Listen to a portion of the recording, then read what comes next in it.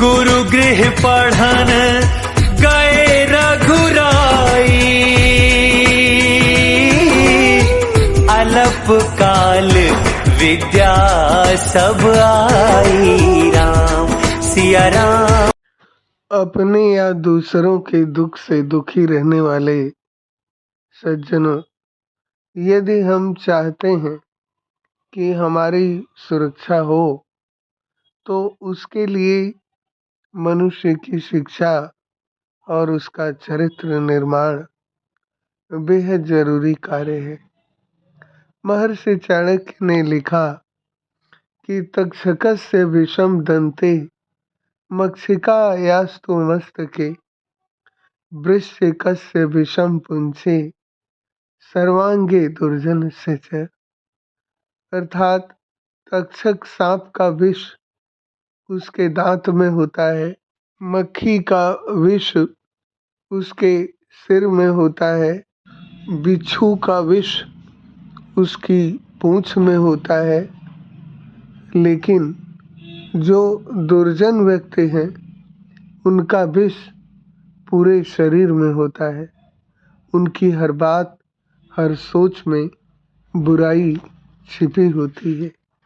सज्जनों, भगवान राम ने अपनी प्रारंभिक शिक्षा तीनों भाइयों के साथ महर्षि वशिष्ठ के आश्रम में प्राप्त की। राजकुमार होने के बावजूद उन्होंने एक सामान्य शिष्य की भांति कठोर अनुशासन में रहकर शिक्षा ग्रहण की। उनकी शिक्षा में बौद्धिक और शारीरिक दोनों पक्षों पर जोर दिया गया था। उन्होंने धर्म, दर्शन और नैतिकता को समझने के लिए वेदों का गहन अध्ययन किया। धनुर्विद्या में वे निपुण थे। इसके अलावा उन्होंने तलवारबाजी, गदा युद्ध और मल्ल विद्या भी सीखी। एक आदर्श राजा बनने के लिए उन्होंने न्यायशास्त्र, अर्थशास्त्र और शासन संचालन की शिक्षा ली। उन्हें संगीत, इतिहास और विभिन्न भाषाओं का ज्ञान था। वशिष्ठ के आश्रम से लौटने के बाद श्री राम की उच्च शिक्षा का अगला चरण महर्षि विश्वामित्र के साथ शुरू हुआ। उन्होंने राम को बला और अतिबला नाम की दो विद्याएं सिखाई, जिससे भूख, प्यास और थकान पर विजय प्राप्त की जा सकती थी। विश्वामित्र ने कई शक्तिशाली अस्त्रों और उनके प्रयोग की विधि भी सिखाई, जिसका उपयोग उन्होंने ताड़का और सुबाहु जैसे राक्षसों के वध में किया। श्री राम की शिक्षा केवल किताबों तक सीमित नहीं थी।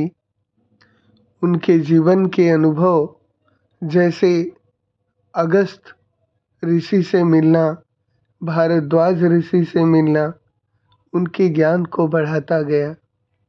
इस प्रकार हम देखते हैं कि श्री राम की शिक्षा ने उन्हें केवल एक कुशल योद्धा ही नहीं बल्कि मर्यादा पुरुषोत्तम भी बनाया।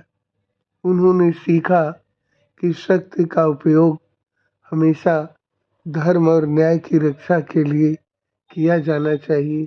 इस प्रकार हम देखते हैं कि राम के जीवन में चरित्र निर्माण की एक महत्वपूर्ण भूमिका है, तभी तो वो मर्यादा पुरुषोत्तम कहलाए। जय सीताराम। ईश्वर कल्याण करे। गुरु गृह पढ़न गए रघुराई,